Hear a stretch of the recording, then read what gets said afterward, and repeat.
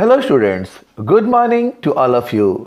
आज दीपक सर के साथ अक्टूबर 9 के द हिंदू एडिटोरियल के डिस्कशन में आप सबों का स्वागत है। आज के द हिंदू एडिटोरियल की टॉपिक है advantage BJP on Maharashtra assembly polls, यानी बीजेपी की बढ़त महाराष्ट्र विधानसभा चुनाव में। जैसा कि हम सब जानते हैं कि अक्टूबर 21 महाराष्ट्र में विधानसभा चुनाव है और उसके लिए महाराष्ट्र के सभी राजनीतिक दलों में प्रतिस्पर्धा की होड़ लगी हुई है और आज का द हिंदू एडिटोरियल इन्हीं सब मुद्दों पर डिस्कशन करता है। एडवांटेज का मतलब यहाँ पे बढ़त से है, अर्थात बीजेपी ने बढ़त ले ली है।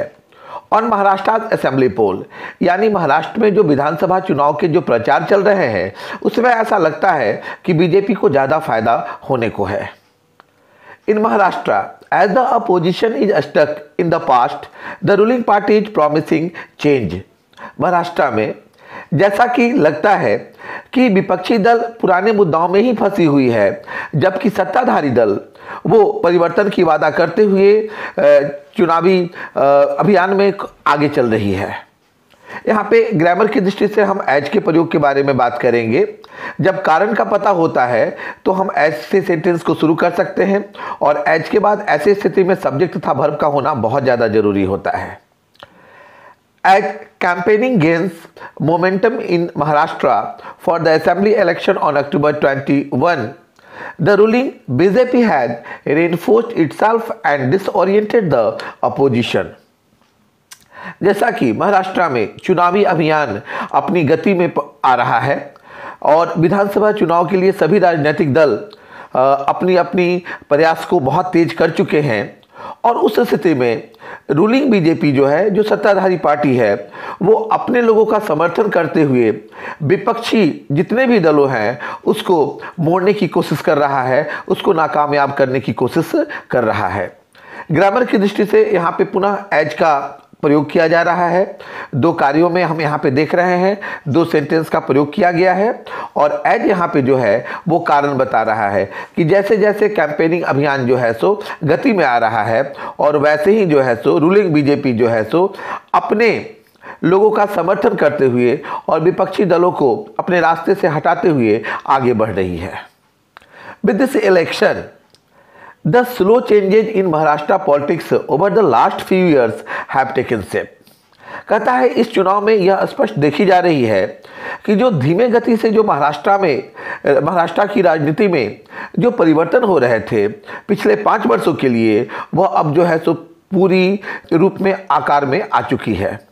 अर्थात हम यह कहना चाहते हैं यहाँ पर कि पिछले 5 वर्षों से, क्योंकि अभी जो महाराष्ट्र में जो सत्ताधारी दल हैं वो अस्थाई 5 साल की सरकार दे चुके हैं, इसलिए जो उन्होंने अंदरूनी तरीके से जो परिवर्तन की प्रयास की है, अब वो प्रयास जो है सो ठीक चुनाव के पहले लोगों के समक्ष दिखने लगी है। अगर हम यहाँ पे ग्रामर की दृष्टि से देखेंगे तो ओवर द लास्ट 5 ईयर्स, यह जो है एक एडवर्बियल फ्रेज है समय के मामले में और ऐसे फ्रेज का प्रयोग जो है प्रेजेंट परफेक्ट में किया जाता है। Present perfect subject has have V3 के लिए और यहाँ पे प्रेजेंट परफेक्ट का प्रयोग किया गया है। Devendra Fadnavis is the first non Congress chief minister in the state to complete a 5-year tenure. और महाराष्ट्र में हम सभी जानते हैं कि देवेंद्र फडणवीस जो है ये पहले नॉन कांग्रेस चीफ मिनिस्टर रहे हैं जिन्होंने महाराष्ट्र में अपने 5 वर्ष के कार्यकाल पूरे किए हैं। He had decimated international party rivals and forced ally Shiv Sena to accept a subordinate status। और ये 5 वर्षों के अंदर जितने भी आंतरिक कलह पार्टी में थे, पार्टी से बाहर थे, उन सबको इन्होंने किसी न किसी तरीके से समाप्त करने की चेष्टा की है और इसके साथ ही इन्होंने जो गठबंधन दल थे, खासतौर पे शिवसेना, उसको इस तरीके से बाध्य कर दिया। वो गठबंधन दल जो कि अपनी मराठी पहचान के लिए वहाँ पे जानी जाती थी, उसको भी इन्होंने बाध्य कर दिया कि वो महाराष्ट्र में सबऑर्डिनेट स्टेटस को एक्सेप्ट करे, अर्थात पहले बीजेपी और तब जाकर शिवसेना।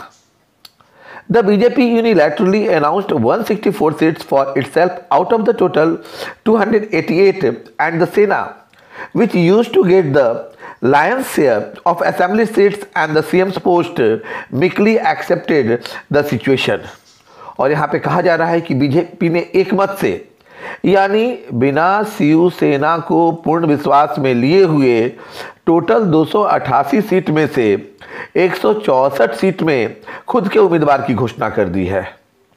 और सेना जो कि विधानसभा में एक बड़े हिस्सेदारी की दावा करती है और सीएम पोस्ट की दावा करती है, वह सज्जनतापूर्वक बीजेपी की सारी बातों को एक्सेप्ट कर ली है। वास्तविकता यहाँ पे यह है कि महाराष्ट्र में बीजेपी बहुत हावी है और ये प्रयास उसने आज से शुरू नहीं की, अपितु 5 वर्ष पहले से ही वो अपने प्रयास में लगे हुए थे कि किसी भी तरीके से अगर बीजेपी और शिवसेना की बात आए तो बीजेपी आगे रहे। और हम सभी जानते हैं कि इसके लिए बीजेपी की आरएसएस की जो सेना है वह काफ़ी ज़्यादा जिम्मेवार है।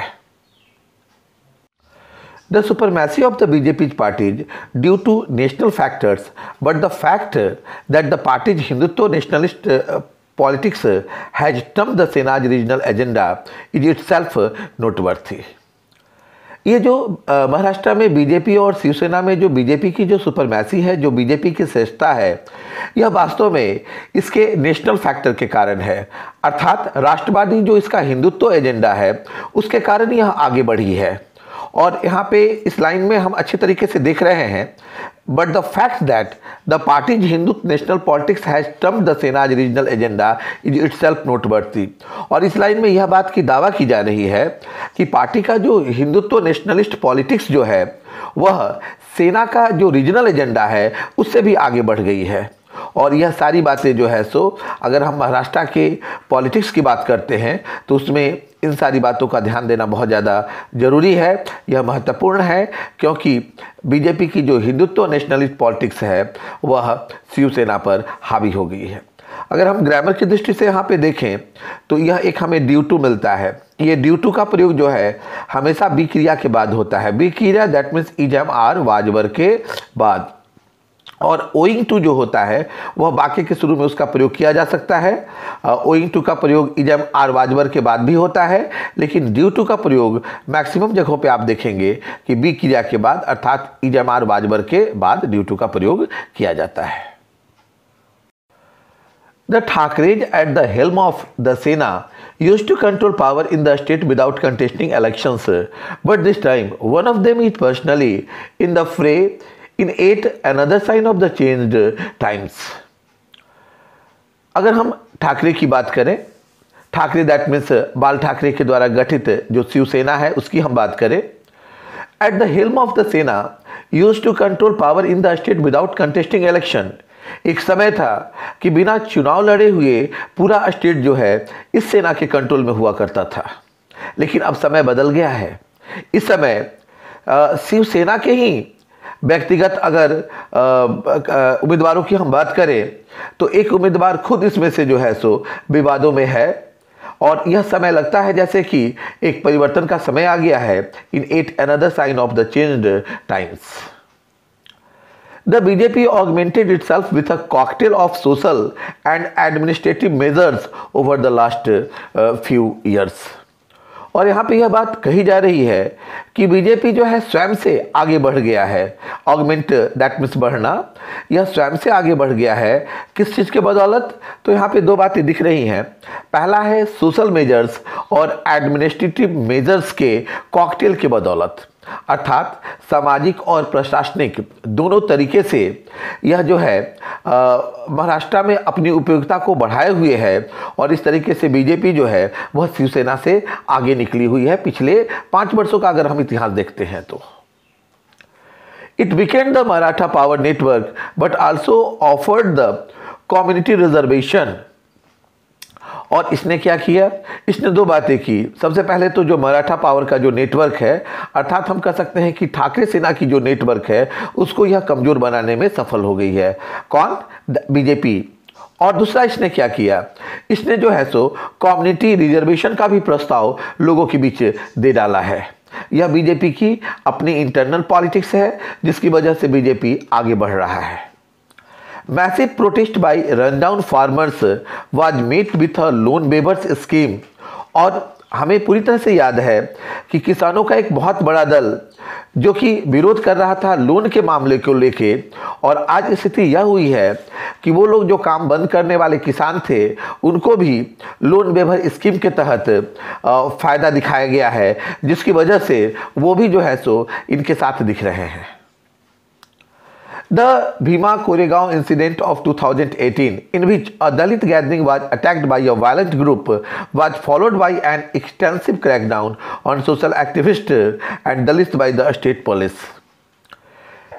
भीमा कोरेगांव की जो घटना 2018 में घटी थी, जिसमें कि दलित सभा पे की गैदरिंग हुई थी, दलित सभा इकट्ठे हुए थे और इन पे अटैक किया गया था एक हिंसक ग्रुप के द्वारा, एक हिंसक समूह के द्वारा, और बाद में जो है पुलिस के द्वारा एक बहुत ही विस्तृत कार्रवाई की गई थी सारे सामाजिक कार्यकर्ताओं पे और दलित पर स्टेट पुलिस के द्वारा। The BJP social engineering meanwhile robed in OBC to it's fold.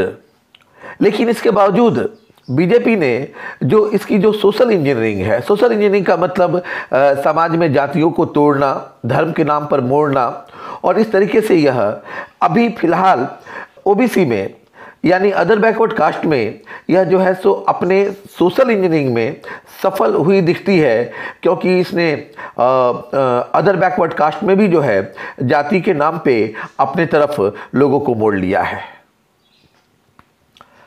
Ruthless efficiency remains the hallmark of the BJP, while the NCP Congress combined is battling internal dissent, organizational disintegrations, and an unfavorable social climate. Ruthless efficiency remains the hallmark of the BJP, अर्थात जो इसकी rough efficiency है यानी क्रूरतापूर्वक जो इसकी क्षमता है, यह तो बीजेपी का शुरू से हॉलमार्क रहा है, विशेषता रहा है। यहाँ पे रूथलेस एफिशिएंसी का मतलब हम हिंदुत्व कट्टरपंथी की बात कर सकते हैं। While the NCP Congress combined is battling internal dissent, और जबकि महाराष्ट्र में एनसीपी और कांग्रेस का जो अंदरूनी कलह है वह उन्हें बर्बाद कर रहा है, ऑर्गेनाइजेशनल डिसइंटीग्रेशन और उनके संगठन में जो एकता नहीं दिख रही है वह भी विपक्षी दलों की छवि को बर्बाद कर रहा है, एंड अनफेवरेबल सोशल क्लाइमेट। और बीजेपी जिस तरीके से मजबूती के साथ अपना सोशल क्लाइमेट अपने फेवर में कर ली है, इन लोगों के लिए अर्थात एनसीपी, कांग्रेस या अन्य विपक्षी दलों के लिए जो है वहाँ पे जो सोशल क्लाइमेट है वह फेवरेबल नहीं दिख रहा है। Several coalition leaders crossed over to the other side, और जबकि कई गठबंधन के जो नेता हैं वो दूसरे तरफ पक्ष में फंस चुके हैं। NCP chieftain Sharad Pawar is himself the target of an ED inquiry, और हम एनसीपी प्रमुख की बात कहें मिस्टर शरद पवार की तो वह स्वयं जो है ईडी इंक्वायरी के निशाने पर हैं। Former Mumbai Congress chief Sanjay Nirupam is unhappy that his supporters have been ignored in ticket selection and will not campaign for the party. भूतपूर्व कांग्रेस के जो प्रमुख रहे हैं संजय निरुपम, वह भी जो है कांग्रेस की नीतियों से नाखुश हैं और उनका यह कहना है कि उनके समर्थकों को टिकट बंटवारे में उपेक्षा की गई है, उनके समर्थकों को सही तरीके से टिकट नहीं दी गई है और इस प्रकार से उनके समर्थक जो है निसंदेह चुनाव अभियान में पार्टी का समर्थन नहीं करेंगे। Dynastic politics appear to be the comfort zone of an opposition in retreat, और एक बार फिर से वंशागत राजनीति जो है सो वह कंफर्ट जोन में फिर से आ गई है जब हम विपक्षी दलों की बात करें तो, अर्थात विपक्षी दलों के लिए यह जो एक मुसीबत था कि कांग्रेस केवल वंशागत राजनीति पर विश्वास करती है, वह फिर से एक बार महाराष्ट्र में जोर पकड़ ली है।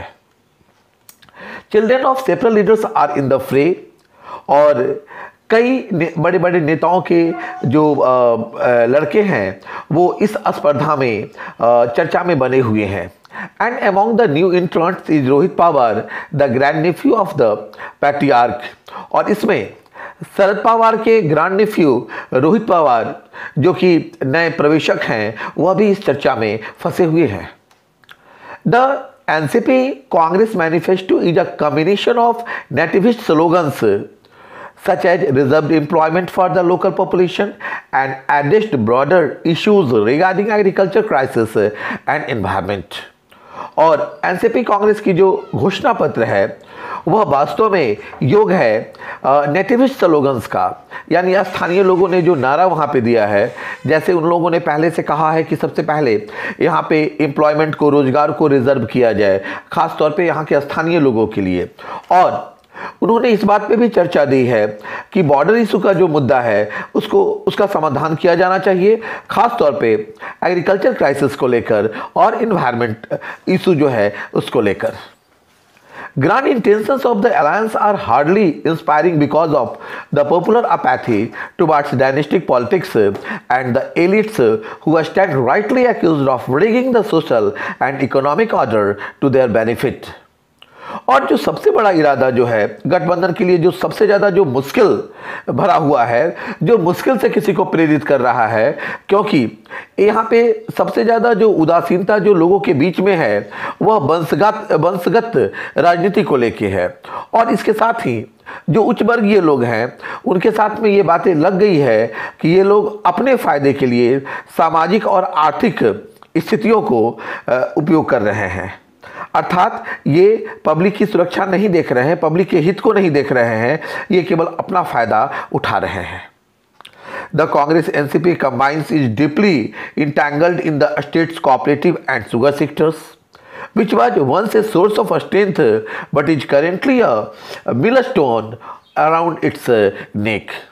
और कांग्रेस एनसीपी गहरे तरीके से फंसे हुए हैं स्टेट के कोऑपरेटिव इशू में, और ख़ास तौर पे जो महाराष्ट्र के शुगर सेक्टर्स हैं उसमें, जो कि एक समय एक महत्वपूर्ण शक्ति के स्रोत हुआ करते थे, लेकिन अभी वर्तमान में वह खुद जो है इन लोगों के लिए गले का फांस बना हुआ है। Maharashtra is the perfect stage for an ascendant BJP that is promising to bring down the old order. इसलिए महाराष्ट्र जो है बिल्कुल एक सही मंच दिख रहा है, खास तौर पे बढ़ते हुए बीजेपी के लिए, क्योंकि बीजेपी ने जो वादा किया है कि वह पुरानी चीज़ों को रोकेगी और नई परिवर्तन, नई दिशा वह पूरे राज्य को देगी। और इस तरीके से जो है महाराष्ट्र में बीजेपी की एक बहुत बड़ी बढ़त चुनाव के पहले महसूस की जा रही है। डियर स्टूडेंट्स, ये पूरी तरह से जो आने वाले विधानसभा चुनाव हैं उसी विधानसभा चुनाव के बारे में समीक्षा की गई है, और इसका निचोड़ यह बताया गया है कि शिवसेना का जो मराठा पावर है वह कमज़ोर पड़ता जा रहा है, और बीजेपी अपने पावर को खास तौर पे आरएसएस के जरिए यह बेहतर तरीके से कर रही है। और भविष्य में यह उम्मीद की जा सकती है कि महाराष्ट्र में बीजेपी का जो विधानसभा चुनाव का जो रिजल्ट होगा वो काफ़ी बेहतर होगा। तो इस तरीके से आज के द हिंदू एडिटोरियल की चर्चा यही समाप्त होती है। आप इसे शेयर करना, लाइक करना और सब्सक्राइब करना ना भूलें। और हाँ, पिछले कुछ दिनों से तकनीकी वजहों से हिंदू एडिटोरियल आपको नहीं मिल पा रही थी, अब यह नियमित रूप से आपको मिलेगी। धन्यवाद।